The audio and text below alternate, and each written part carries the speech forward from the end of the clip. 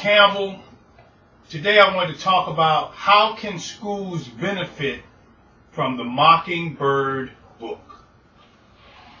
The Mockingbird book continues to create concern for both proponents and critics of curriculum materials that enrich the learning process for our youth. Schools are choosing to distance themselves from using the book without truly justifying their decision. The Mockingbird book has other implications that schools need to use to filter all curriculum materials. According to the article, Mississippi School District's To Kill a Mockingbird ban raises old censorship debate. A Mississippi school board has decided to remove the classic novel To Kill a Mockingbird from the 8th grade curriculum. The Biloxi School District pulled the book from language arts classes due to complaints that some of the language in the book made some students feel uncomfortable. You see, To Kill a Mockingbird is a novel by Harper Lee published in 1960.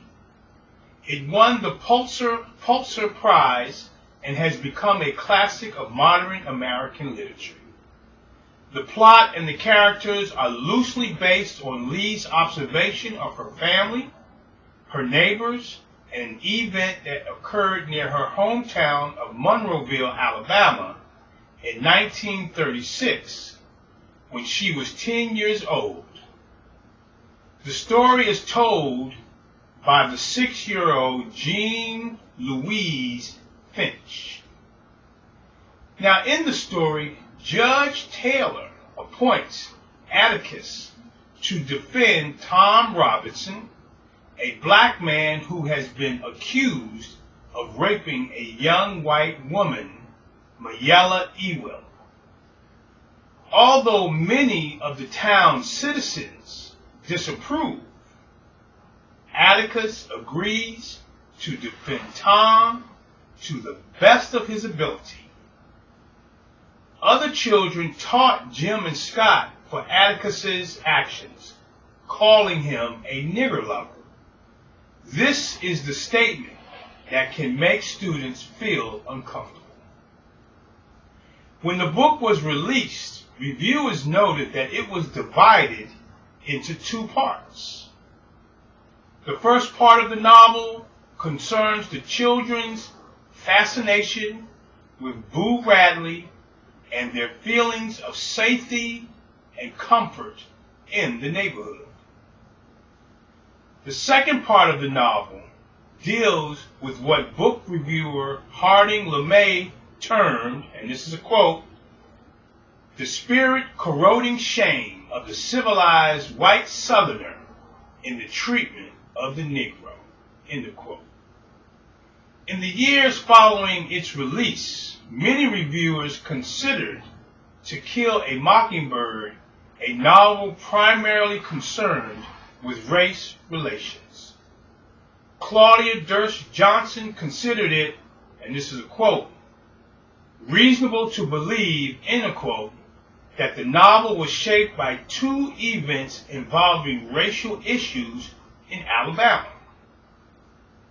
The first incident was Rosa Parks' refusal to yield her seat on a city bus to a white person, which sparked the 1955 Montgomery bus boycott and the 1956 riots at the University of Alabama after Autherine Lucy and Polly Myers were admitted to the university. Schools can benefit from the Mockingbird book by evaluating other curriculum materials at all levels. The Cooperative Children's Book Center at the University of Wisconsin-Madison looked at 3,200 children's books published in the United States last year.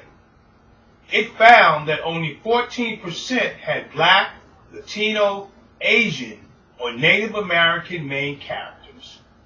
Meanwhile, industry data collected by publisher Lee and Low and others suggests that roughly 80% of the children's book world authors and illustrators, editors, execs, marketers, and reviewers are white. One book that has received much criticism is A Birthday Cake for Washington because it portrays slaves as being happy. Schools can also benefit from the Mockingbird book by ensuring that their librarians are sensitive to ensure that the library has an ample supply of diverse books that are used by teachers and the librarian. Teachers and librarians can use the following as guidelines for selecting books. 1. What percentage of the books highlights minorities as heroes or the main character in a positive manner? 2. What percentage of books highlight minorities as negative? 3. What percentage of the books degrades or uses language that degrades the color black? 4. What percentage of books use the color white in a positive manner? 5. What percentage of books highlight minorities as lazy, gang members, oversexed, or unemployed? 6. What percentage of poor people are highlighted as invisible or passively needing help from others? 7. What percentage of books highlight American Indians as living in teepees, carrying bows and arrows, or are half naked in winter? 8. What percentage of books highlight minorities as subservient? And finally, 9. What percentage of books have a copyright older than 5 years? The Mockingbird book provides schools an opportunity to evaluate the curriculum materials to ensure that the lack of diversity does not complicate the educational process. This is Dr. Campbell. You can get additional information on our website at www.positiveracialrelationships.com. And of course, if you want to talk about it, you can call me on my direct line at 856-566-3267. Have a great day, and thank you very much. Yeah, be sure to check out positiveracialrelationships.com. Check it. Look, pull your pencils out, class is in session. Let's focus on loving our neighbor without a question. Visit positiveracialrelationships.com. Leading classrooms together like a marriage bond. Kick racism out, that ain't what life's about. For more information, check the website out. Yeah.